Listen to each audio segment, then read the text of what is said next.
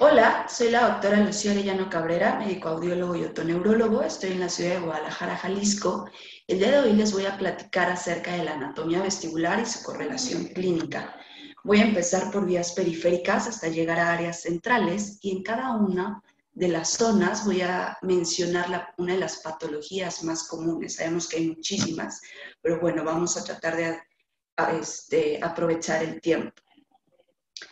Recordemos que el sistema vestibular tiene muchísimas funciones en nuestra vida cotidiana. Una de ellas es que mantiene el equilibrio tanto estático como dinámico.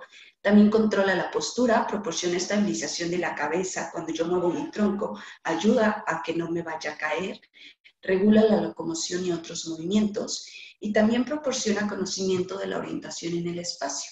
Además, también mantiene el enfoque visual en movimiento, proporcionando la estabilización de las imágenes en la retina.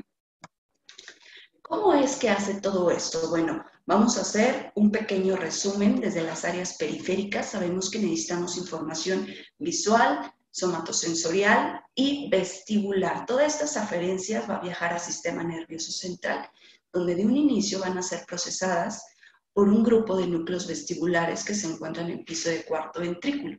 Después, esta información va a pasar a un procesador adaptativo que es el cerebelo y tiene que salir, lo hace a través de sus neuronas motoras. Esta información que ya fue procesada va a salir en forma de movimientos oculares y movimientos posicionales. Vamos a empezar a desglosar este diagrama con la vía periférica o los órganos periféricos, que son el vestíbulo, el utrículo y 3 canales semicirculares de cada lado. El canal semicircular anterior, el cual va a tener una inclinación de 55 grados respecto al plano sagital. El canal semicircular posterior, que tiene una inclinación de 45 grados respecto a este mismo plano. Y el canal semicircular horizontal, que va a tener una inclinación de 30 grados respecto al plano horizontal. Los canales verticales, el anterior y el posterior, van a cortar el plano del canal horizontal en 90 grados. Estos canales tienen 2 dilataciones. En su parte anterior contienen los órganos sensoriales y en su parte posterior el canal semicircular horizontal es el único que tiene una cavidad o un ensanchamiento único. Los canales verticales, el anterior y el posterior, se van a unir antes de llegar al utrículo para formar la cruz común y desembocar juntos. Decíamos que en la parte anterior están los órganos sensoriales. Aquí tenemos las células ciliadas, de las cuales estas van a emerger de la cresta. Esta es la cresta, aquí están las células ciliadas, y son las encargadas de recibir aceleraciones y desaceleraciones. Están cubiertas por una masa gelatinosa que es la cúpula. Esta, junto con la cresta, van a formar una compuerta hermética para que la endolinfa no cruce esta zona. Y cuando hacemos movimientos de cabeza, la endolinfa va a también realizar un movimiento dependiendo hacia dónde haya sido este. Y entonces va a haber un movimiento de células ciliadas que van a causar una excitación o una inhibición, dependiendo del canal semicircular que haya sido estimulado y la dirección del movimiento. ¿Cuál es la patología más común en esta área, en los canales semicirculares? Es el vértigo postural paroxístico benigno. Esto es causada por una alteración mecánica en el laberinto. Vamos a ver aquí un video. Y consiste en que hay un camino, los otolitos están caminando libremente por los canales semicirculares o el canal semicircular afectado. Lo anterior, estas partículas van a transformar la cresta ampular del canal semicircular afectado, que normalmente es un receptor de aceleraciones angulares, receptor de aceleraciones lineales, convirtiéndolo en sensible a la gravedad. Ahora vamos a hablar del sáculo y el utrículo. Estos sabemos que son laberintos estáticos, ya que su función está relacionada con la detección de la posición de la cabeza respecto a la gravedad y no al movimiento voluntario. El utrículo está comunicado con los conductos semicirculares y el seno endolinfático por medio del conducto utricular, y el sáculo está conectado también con el seno endolinfático y con la cóclea, con esta última mediante el canal Reugens. Estos van a tener en su interior máculas, las cuales consisten en células ciliadas y otolitos que van a estar unidos por una masa gelatinosa, la cual por inercia va a comprimir o estirar los cilios en movimiento. Estas van a estar encargadas de detectar aceleraciones y desaceleraciones en los tres planos del espacio. La mácula sacular tiene una orientación vertical y la mácula utricular tiene una orientación horizontal. Es por eso que el sáculo va a captar aceleraciones verticales y el utrículo aceleraciones lineales y ventrodorsales. Vamos a hablar de una de las patologías más comunes en nuestra consulta. Esta es la enfermedad de Meniere, la cual tiene una etiología multifactorial.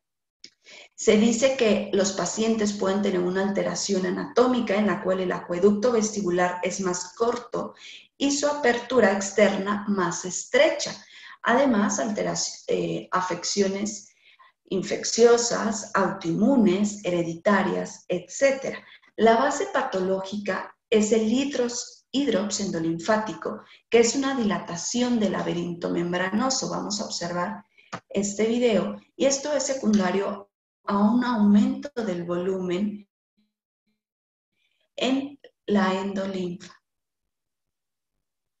Esto es secundario a un aumento del volumen en la endolinfa, que va a provocar un abombamiento de la membrana de Reisner hacia la escala vestibular, un aumento más bien una dilatación de los canales semicirculares, así como rupturas de la membrana. Ahorita vamos a observar la ruptura de esta membrana, lo que va a provocar una mezcla entre líquido perilinfático y líquido endolinfático, que sabemos que tienen una diferente composición iónica. A esto se le llama la teoría de la intoxicación perilinfática, y es lo que va a dar lugar a los síntomas clásicos del Meniere, que es una crisis de vértigo de inicio abrupto de varios minutos a varias horas de duración, además de síntomas como hipoacusia, acúfeno y plenitud óptica en el oído afectado, que se exacerban poco antes o durante la crisis. Tenemos que podemos clasificar en una enfermedad de Meniere definitiva o probable. Es definitiva cuando el paciente refiere 2 o más cuadros de vértigo espontáneo con una duración que va de 20 minutos hasta 12 horas. Además, hemos podido cuantificar la pérdida de audición neurosensorial en frecuencias graves y medias antes, durante o poco después de la crisis. El paciente refiere síntomas fluctuantes que ya mencionamos en el oído afectado, y no existe ningún otro diagnóstico vestibular que explique mejor la sintomatología del paciente. Decimos que es probable cuando tenemos los mismos puntos, pero no hemos podido documentar una hipoacusia neurosensorial en frecuencias graves y medias. ¿Qué estudios audiométricos son de utilidad y otoneurológicos para llegar a nuestro diagnóstico? Ya mencionamos una audiometría que va a tener una afección en frecuencias graves y medias. En la timpanometría vamos a observar curvas tipo A de Gerger, es decir, no hay afección. Sin embargo, los reflejos estapediales tienen umbrales bajos, lo que indica un reclutamiento de volumen. En la electrococleografía nos va a ser muy útil y vamos a encontrar un aumento en la amplitud del potencial de sumación respecto al potencial de acción. La videonistagmografía puede ser normal.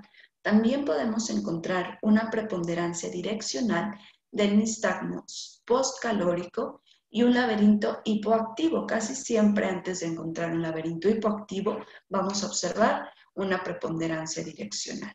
El Video Hearing Full Test va a ser normal y los VEMS, tanto los oculares como los cervicales, van a tener respuestas eléctricas alteradas. Esto puede presentarse desde el inicio de la patología, todavía en estadios tempranos. Ahora vamos a pasar a la irrigación de este laberinto. No vamos a hablar de la irrigación de todo el oído, nos vamos a enfocar solamente en el laberinto. Sabemos que este es dado por la arteria auditiva interna, la cual la mayoría de los pacientes va a ser procedente de la áica. Esta nos va a dar la rama vestibular anterior que se va a encargar de irrigar la mayor parte del utrículo, canal semicircular anterior y canal semicircular horizontal. La arteria vestibular posterior se va a encargar del canal semicircular posterior, mayor parte del sáculo y una pequeña zona del utrículo. Una de las afecciones más comunes en la irrigación es una laberintopatía vascular. Y esta se va a producir tanto como por una hemorragia como por ausencia o falta de flujo sanguíneo en estas áreas. Y la afección laberíntica se va a presentar como una crisis de vértigo de inicio abrupto de minutos a horas de duración. Aquí es muy importante hacer un diagnóstico diferencial o ver qué tanto abarca la afección, ya que podemos observar que también está afectada el tronco, la irrigación del tronco del encéfalo, que se va a acompañar en este caso de signos de isquemia vértebro-basilar. Ahora vamos a hablar un poco de la inervación. El octavo par craneal sabemos que está compuesta por la rama del nervio vestibular superior, nervio vestibular inferior y el nervio cóclear. El nervio vestibular superior se va a encargar de la inervación del conducto semicircular anterior, el horizontal y el utrículo. Y la rama inferior de la inervación del conducto semicircular posterior y el sáculo. Aquí una de las principales afecciones es la neuritis vestibular. Vamos a recordar que son dos ramas. Cuando tengamos una sintomatología de canal semicircular horizontal anterior o del sáculo, vamos a saber que la afección es de la rama superior. Y cuando tengamos síntomas de canal semicircular posterior y dije en el superior el sáculo, perdón, en el superior el utrículo y en el inferior el sáculo. Aquí es importante mencionar que en las afecciones de la rama superior hay que hacer un diagnóstico diferencial con alguna alteración de la arteria vestibular anterior y en el inferior no se va a hacer este diagnóstico diferencial. Los estudios de gabinete que nos pueden ser de mucha utilidad son los VEMS. Cuando los VEMS estén alterados en el canal semicircular anterior o el horizontal, sabemos que es la rama superior la que tiene la patología, y cuando sea el canal semicircular posterior, sabemos que es la rama inferior. Y los VEMS, según esté dañado el OVEM o los CVEMS, vamos a encontrar la rama que tiene la afección. La principal causa es de origen vírico y debemos recordar que esta patología es la causa más frecuente de un síndrome vestibular agudo y tenemos que hacer diagnóstico diferencial, como ya las mencionábamos, con patologías de origen central, como es el caso de un evento vascular cerebral a nivel de tronco y de cerebelo. Ahora, hemos llegado a las partes centrales. En una de las primeras diapositivas presentamos un diagrama y decíamos que hay un procesador primario compuesto por núcleos vestibulares. Aquí tenemos un grupo de 4 núcleos vestibulares, son los principales, también hay unos núcleos accesorios, y se van a encontrar en el piso del cuarto ventrículo. Cada uno de ellos tiene una función específica muy importante para el equilibrio. Ahorita vamos a hablar de las vías. Hay vías aferentes y eferentes en estas áreas centrales. Las vías aferentes, todos los núcleos vestibulares, a excepción del lateral, van a recibir información directa del nervio vestibular y todos también van a recibir de vías ampulares y maculares. Observamos, son las líneas punteadas, las maculares, y la línea roja continua son las ampulares. Ahora, también tienen aferencias espinales. Estas van a llegar a la parte caudal del núcleo medial y del núcleo descendente y a la parte dorsal del núcleo lateral. Estas provienen de las áreas cervicales, por lo tanto nos van a dar información propioceptiva de ligamentos y articulaciones en esta zona, tanto ipsi como contralateralmente. Además, estas son las vías espinales, son las verdes. También vamos a tener aferencias que vienen del cerebelo. El núcleo lateral es el único que va a recibir pocas conexiones de cerebelo. Aquí está. Sin embargo, el núcleo superior y el núcleo medial van a recibir aferencias del flóculo y van a estar relacionadas con el reflejo vestíbulo-ocular. Y el núcleo superior, el núcleo medial y el núcleo descendente van a recibir aferencias del cerebelo, principalmente de la úvula y del nódulo, y van a participar mayormente en el reflejo vestíbulo-espinal. Muy bien, ahora vamos a hablar de las vías eferentes. Entre las vías eferentes tenemos las vestíbulo-cerebelosas, y este va a enviar principalmente información al núcleo dorsal y, al núcleo descendente y al núcleo medial. Además, va a ir esta información junto con información visual, lo cual nos va a permitir una visualización tridimensional de los movimientos corporales. También tiene aferencias vestíbulo-espinales, principalmente mediante dos fascículos. El primero de ellos es el fascículo vestíbulo-espinal lateral, que va a estar dado principalmente por el núcleo lateral. Este va a descender ipsilateralmente por el cordón anterolateral de la médula para conectar con las motoneuronas alfa e interneuronas del asta anterior de la médula espinal. Su parte rostroventral se va a proyectar sobre la médula cervical y la parte caudodorsal lo va a hacer sobre la médula lumbar. Y esta se va a encargar principalmente de mantener el tono de la musculatura extensora de estas zonas.